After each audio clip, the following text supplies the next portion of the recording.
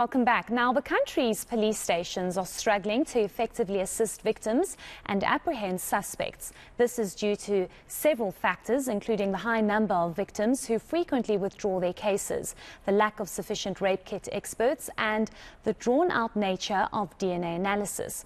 According to the National Prosecuting Authority, numerous cases have either been delayed or withdrawn as a result of unfinished reports from police laboratories. Just this week, over 600 aspirant prosecutors graduated. This in an attempt to bolster the judiciary and hopefully deal with a massive backlog. To discuss all of these issues and more, I am joined by prosecutors Moselakgomo, Sicelo, Pooja, Maharaj, and the Deputy Director of Public Prosecutions, Advocate Daphney. Thank you all three so much for your time. We do appreciate it. I think let me start with you, Advocate.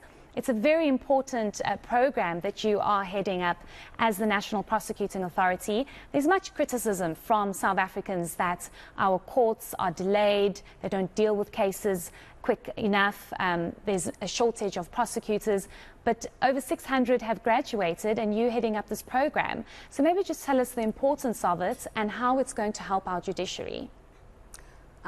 With the Aspirant Prosecutor program, what we are currently doing, we are recruiting the law graduates to actually enter into the prosecution as a career. And then we give them a 12-month training. They go through thorough training. We train them on how to prosecute. Remember, we have to bridge the gap between what they learned at the university and to apply that in practice. So what we do to them is that, firstly, we start by debriefing them inside the classroom. Then they start doing mock trials. And then after the mock trials, they go to court and start with petty offenses. Start with postponements. And then after postponements, they then grow up to do certain cases like your assault common, your theft, and things like that. Once we realize that they are competent enough and they are skilled enough, then they start doing more serious cases. That is what the Aspirant Prosecutor program is all about. And that is why we are beefing up the NPA and the National Prosecuting Authority. It's imperative, though, for you to beef it up, because if you look at the cases in South Africa, if you look at what's happening in terms of crime, there are many cases that head to the courts, and you are clearly in need of prosecutors. Correct. We are in need of prosecutors because criminals out there, they are in numbers. So we are trying our level best to recruit more aspirant prosecutors to join the Aspirant Prosecutor program. I mean, in the past, we will just only enroll 100 aspirant prosecutors into the program. But now we are at a stage whereby we enroll more than 350 aspirant prosecutors per cohort.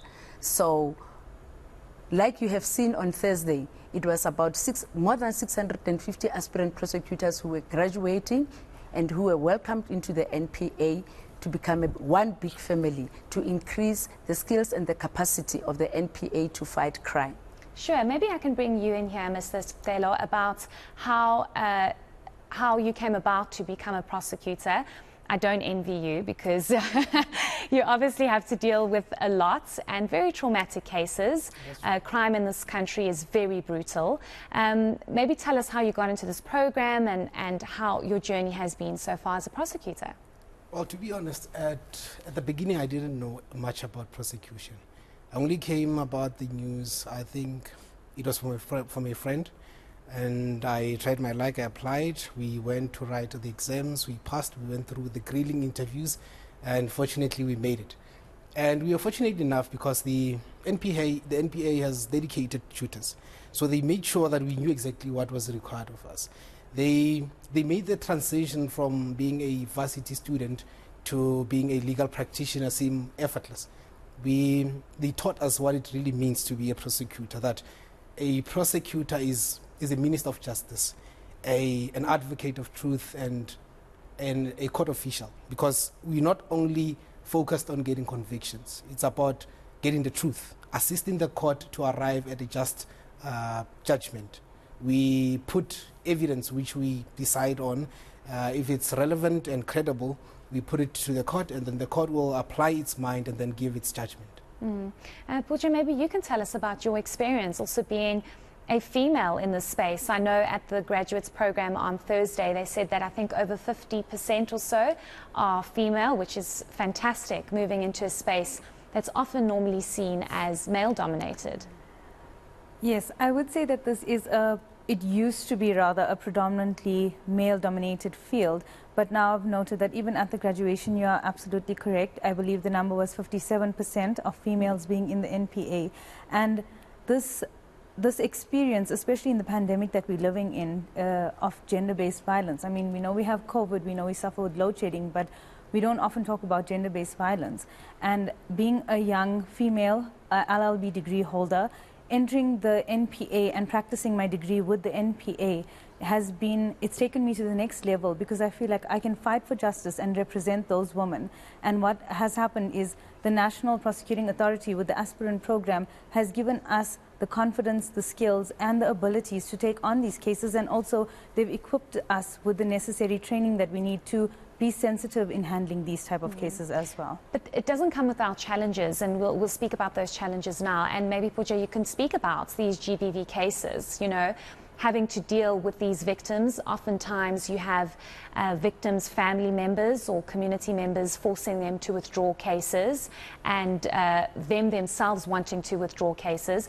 What about those challenges as a prosecutor, having to face the victim and explain to them why it's important for them to continue with that matter, or explaining to them why they will be helped through our courts? Again, I'll say it boils back down to the skills that we've got from this program, and as well as that the NPA instills in us. There are many challenges, and you're absolutely correct. Gender-based violence, there's a lot of negative media that the state is portrayed in, especially in the news, to say that we don't take GBV seriously enough. But they never ever look at the challenges faced by the prosecuting authority and by prosecutors in court. Personally, we've been faced with these issues where we have complainants approaching us and saying, I don't want to pursue this matter. We've reconciled our relationship. I was just angry at the time when I opened the case, things like that. And then a lot of the times we need to identify that this person is just afraid, and instill the confidence in the complainant to say, we are here to represent you. We are the people's lawyers, and we are here for you. But in most instances where it's beyond our control is where you find complainants are often subjected to the mercy of financial support from the accused, and it's due to these things that it breaks their confidence in pursuing these cases, and often the NPA is painted in a bad light to say we don't take it seriously. What's important is that we do inform them that, look, it is not within our mandate to withdraw this case, and the mandate lies strictly with senior prosecutors. However, the policy directive surrounding that is extremely strict, because we are trying to show the public, we as the NPA are here for you. We are here to stand up for you and your rights. Certainly. So, Taylor, maybe you can tell us about the challenges you face. You know, I know Pooja's saying that a lot of the time there's a lot of scrutiny around the National Prosecuting Authority and its powers and its work and the work that it does. But, you know, being a journalist and covering a number of court cases, the fact of the matter is that our courts aren't in the best state, and there are also a lot of infrastructure challenges, load shedding also being a major factor here. I know your boss is probably going, be careful how you answer this one, but it's an important one because it limits you as a prosecutor. Definitely, it definitely does. Just for an example, recently our court suffered power shortage. I think it was for about almost 5 days that we couldn't work. Usually we do have backup power, but the state that the country is in with the energy crisis, the generators now have to operate on a daily basis, and they end up not being able to sustain the strain. So now we couldn't work. We had to turn back the public. We had to turn back our witnesses. And this is not something that we want, because at times it becomes very difficult to secure the attendance of a witness. So when we have them, we want to utilize that opportunity. So now we cannot do anything. We have to turn them back, and we have to explain to them what the current situation. And it's not usually the case that they understand. They just want to see their cases finalized. They want to see justice being done. And it's very difficult to explain to them that we cannot bring justice just because of we don't have power. So it becomes very difficult to effectively carry out our mandate. Certainly. And advocates, I'm sure this is a huge challenge for you as well, seeing your prosecutors and the courts not being able to fully get down to work because of not only the infrastructure challenges, but also the major energy crisis that we are facing in South Africa. Correct. What we are currently doing is that we're trying to give them the support and trying to actually make sure that wherever they are, they report these things to the National Prosecuting Authority, the head office, so that we can see as to what is it that can be done. Because as he just said, as Mr. Moselakgomo just said now, is that whenever they turn the witnesses away to say that we cannot proceed with your cases, the witnesses, they end up losing confidence. They don't see it as an infrastructure challenge. They see it as the prosecutors do not want to help me. But then, at the same time, we are here, we are your lawyers, we want to help you, we want to make sure that justice has been done on your case. Now the witness lose confidence in us. And coming back, then when they are re-subpoenaed to come to court, some of them, they end up not coming to court. And that is where the challenge is.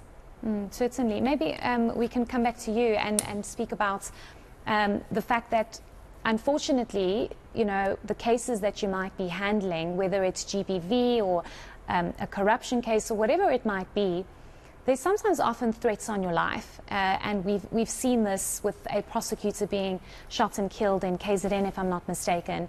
And many prosecutors fearing for their lives. I mean, when we covered the Rosemary and Ndlovu matter, there was a state prosecutor that was so fearful, they actually asked the media not to broadcast the prosecutor because of the sensitivity of the matter. You being a fresh prosecutor, I'm sure you sleep with one eye open, but it's a challenge, you know, and it's not easy. I'm sure that's difficult for you. It is, but it's a reality that we have to live with. When you are a prosecutor, you have to decide that you want to serve the public. It comes with the job. There will be times where you do your job diligently and the criminals see it as a threat. And they think that getting you out of the way will somehow resolve their issues, but it won't. It won't. If I move from the case, another prosecutor will come and proceed with the case. Actually, the NPA is giving us support in that respect. There are issues that we can, if we come across those issues, we report those issues to them, and they ensure that things are done to make sure that your safety is secured. I myself have never come across incidents like that, fortunately. But should I come across those things, I know that I have leadership that will make sure that I'm safe at all times. Fantastic. And Pooja, just your last remarks. Sorry, I've completely run out of time, but maybe just you know, how it is for you also being a woman in this space, and how, you know, difficult and dangerous this job could actually be. I do agree with what my colleague said. We do have our seniors there, and we know that we have a support structure behind us. However, there is a very real threat, and we need to remember that a lot of people are under the misconception that if we take out this person, then we are curing our problem. They don't realize, like my colleague said, it's just a docket. Another prosecutor will come and take over the case. But when there is situations where we are fearful for our life, but like my colleague said, we are mandated. And to be in this profession, you have to be brave, you have to be strong. And we have to remember that we are here to stand up for people. We cannot let fear, I mean, it's in our thing. We prosecute, it's within our, sorry, I'm lost for words. It's okay, now. Don't worry. It's our mandate that we prosecute without fear, favor, or prejudice. So we cannot be fearful as prosecutors. We have to be fearless. We cannot favor anyone, and we do not look at anyone with prejudice. And that's what gives us strength to do the job that we do. Certainly. Advocates, I've run out of time and I'm going to get into trouble, but I have to ask you one last question. With these 600 aspirant prosecutors, is this going to deal with the backlog? Because, you know, you have victims saying, I've been waiting for years, my case hasn't been dealt with, we're in desperate need of something to be done. Is this going to bolster our judiciary? Definitely, it will bolster the judiciary, it will bolster the backlog, and this is an ongoing thing. Remember, the intake is not only once off. The 600, it was just not only a once off. Also, in 2023, there are those who started on the first 3rd of January, I think. So we are trying to increase the capacity within the NPA to make sure that we deal with the backlog of cases. Okay, thank you all three so much for your time. I really do appreciate it, and we wish you all the best. We promise not to harass you in court when we're covering a specific story. That was prosecutors Moselakgomo, Sicelo, Pooja, Maharaj, and the Deputy Director of Public Prosecutions, Advocate Daphney.